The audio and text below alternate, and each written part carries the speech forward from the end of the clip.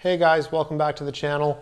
Today I have another review for you, and this is on the PSB Imagine Mini, which are these little guys right here. I went through an interesting phase a few years back and I just became obsessed with tiny speakers. I ended up buying these. Later on I ended up getting the Monitor Audio Radius 90s and the Silverline Minuet Supreme Plus. All three speakers are about the same size, similar in price, and similar in performance as well. But today we're only going to talk about these. Those other two will get their review later, so I hope you check that out. If you're on the fence about making a decision, try to wait for the rest of the reviews, but I will try to maybe give you my just like final thoughts at the end also. I'll tell you about the specs, I'll tell you about the pros, I'll tell you about the cons, some overall listening impressions, and then we'll wrap up the review, okay? So as far as the PSB specs go, we have a 1-inch titanium tweeter right here, a 4-inch clay ceramic woofer. PSB says they're 8-ohm speakers and they play between 10 and 80 watts.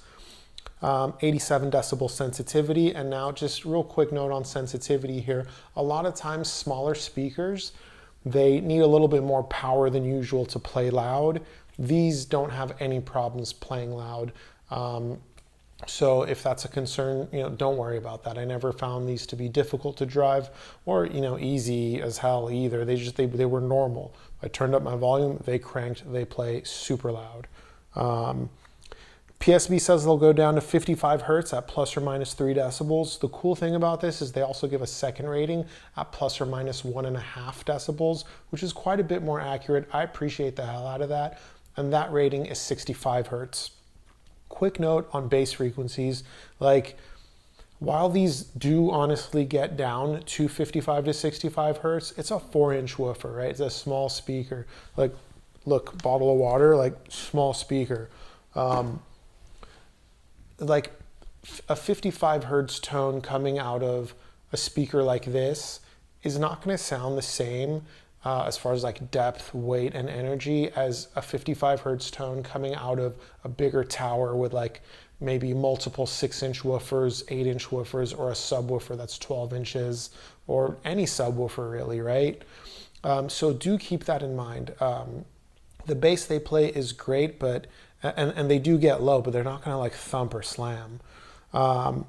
So the height of these are 9 1/4. They're 5 3/4 wide overall and 8 3/8 of an inch deep. They weigh 6.5 pounds, so they are built nicely, and they cost about $760 a pair from an authorized retailer. Now you can find them like on the gray market from a non-authorized retailer for anywhere from like $500 to $650, and I think that's a super good deal. And I would be more interested in buying these around like $600 personally. And I'll tell you why when I get to the cons, which are almost next. My system is about the same. It always has been. I've had for actually 3 years. So I've listened to these with a couple different amps, different kinds of speaker cable, different DACs and Bluetooth receivers and such. But I did throw them back on the stands and give them another listen with the current system I've been using for all my reviews, just to make sure that this is all accurate, right? The break-in on these, like, forget it. They have like 2,000 plus hours on them, right? It's not an issue. My amplifier, I set the treble to 0. Bass, I set anywhere between 0 or +1 or +2. I didn't add bass to these to get them to thump. It was just to give them the tonality I wanted in like vocals and drums and things like that. And I listened to them with the sub on. I really think they need a sub to sound correct. That's my opinion, but I don't know. Like I heard a guy say something recently, like he was like, dude, you're the kind of person you would add a sub to like full towers. Yeah, I probably would, I probably would. I like low frequency extension. I do, Some people, you want to sit here and say like, oh, we're like audiophiles. We should listen to music the way the artist intended. I don't know any artists, so I can't really ask them how they intended. But if you want to know my honest opinion, I think they intended to make a whole lot of money by selling their music, which I respect the hell out of. I don't think they necessarily care how I listen to their music. Maybe the poor studio engineer that did the final master mix spent countless hours. Maybe he cares. I'm pretty sure he's just trying to get paid too. And I'm just trying to have some bass with my music. So please don't judge me. I love my bass. Cons. Okay, look. I like these. I like these a lot. It hurts me to do this, but they have this rubberized finish on both bezels, okay, right here, underneath and on the back. I'll show you. Bezel, underneath, back. And you hear this? That's my finger getting stuck to it. You see this? This is a rubber mat I have to put on my stand, so the residue of the rubberized finish that's breaking down doesn't just like leave crap all over my stands. What the hell, PSB?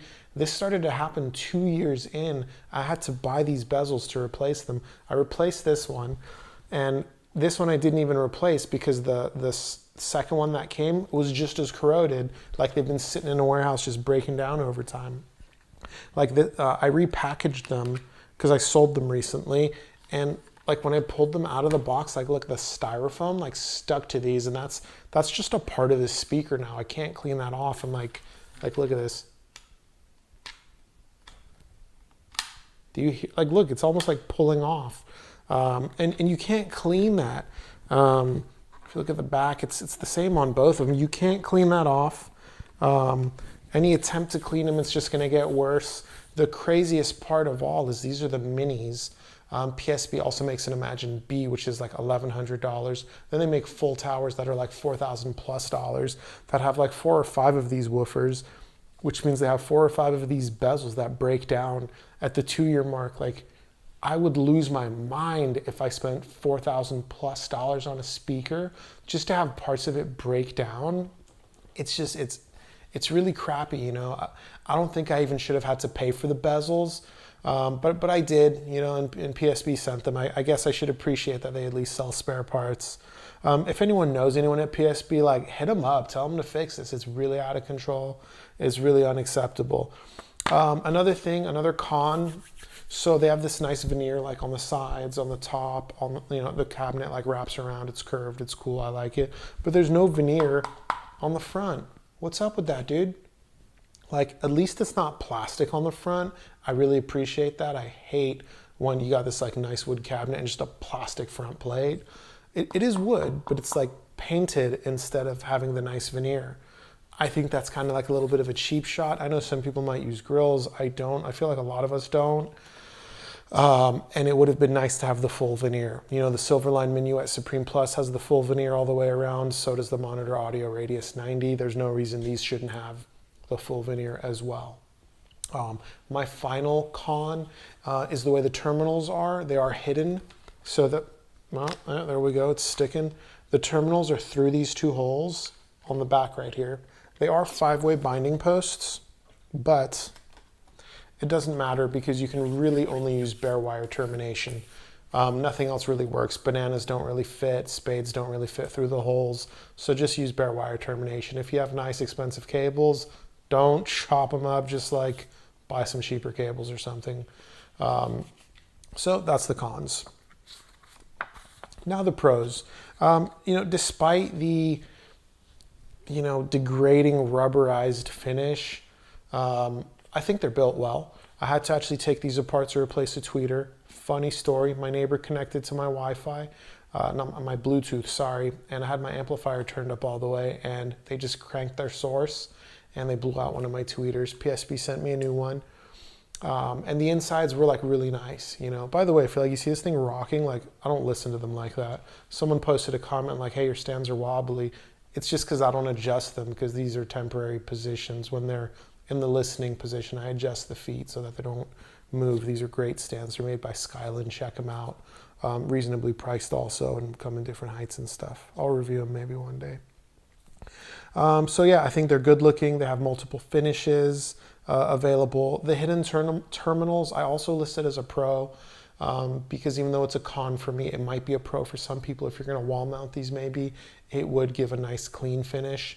What else do we have here? They do have optional stands you could buy separately for $300. I love it when there's a matching stand for a bookshelf speaker. It makes them look so much nicer. I don't have the matching stands.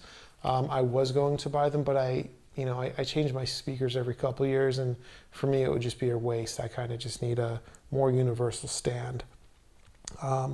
They do have big sound for their size, and they have great sound overall. So those are the pros. Now I'm going to tell you a little bit about how they sound, just what my listening impressions are. The highs, they're good. They're revealing, they're clear, they're dynamic. I never felt like they were fatiguing. They're neutral to slightly bright. And look, they have a titanium tweeter. Most speakers with a metal tweeter, good speakers of course, they have similar characteristics. They're a little bit more revealing. The clarity is just, it's like a little bit more. Oh, you have silk dome tweeters that are pretty clear too, but they're a little snappier, and sometimes they can be fatiguing. These aren't. This is excellent execution of a metal tweeter. I love these tweeters. I think I'm going to adjust them for the next review. It's starting to annoy me, the little wobbly. But yeah, the highs are great. I left my tone controls at 0 for the treble for the entire time I own these.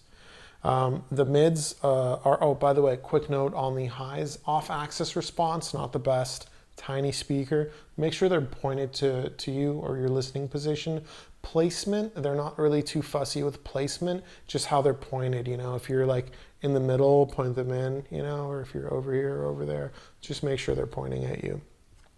Mids are full and the vocals are great. Like I said, I enjoyed these for 3 years. I never had a single complaint about the mids.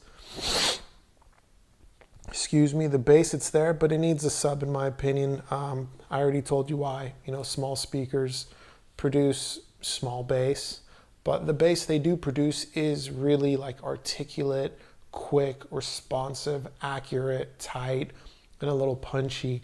And that makes integrating a subwoofer really, really easy, actually, because you let these play all the bass that you hear, and then you let the sub play all the bass that you can feel, which means you just kind of set the crossover all the way down and just give the sub like a quarter turn. Soundstage is great for the size. As long as they're pointed in and set up right, the Soundstage is good. You're not going to have that like big like wraparound feeling that like the Buchart S400s give you, but like that's a much bigger speaker. It's a much more expensive speaker. I wouldn't expect a tiny speaker to do that. The Soundstage is good for the size. The transients are good. The dynamics are good. I feel like these are accurate. They're tight. They're enjoyable. They're fun speakers, Overall, it's a great speaker, just with some drawbacks, mainly the like, what the hell, man? Really bums me out that I have to like bitch about this shit. It's a great speaker. It's just got these drawbacks, right? Like, other options are better, unfortunately, because other options maintain the great sound these have. The Monitor Audio Radius 90s have great sound. They have a great finish. They don't degrade over time. The Silverline Minuet Supreme Pluses, they have a great finish, similar size, similar price. They don't break down over time. How can I recommend these when we have two other options that sound just as good, if not better in the case for the Silverlines, and similar price ranges, I'm going to stop there before I get upset. Ultimately, if it was a sound-only review, the sound is beautiful. It's marvelous. It's fantastic. I really loved the sound of these. I did sell them recently for a speaker that's $760. I would have hoped to have sold them between maybe $350 and $400. I sold them to my buddy for $250 because it was a little difficult to, get a little bit more out of them. But I hope you enjoyed the review. Thank you for tuning into the channel. Thank you to everyone that's subscribed. I want you guys to know every time I see another subscriber, it really it fuels me to put out that next review sooner. I love comments. Keep them coming, I respond to all of them. I'm sure you guys see that. And yeah, man, I just appreciate the support, and I hope you guys enjoyed this. Any questions? Ask in the comments below. Thank you.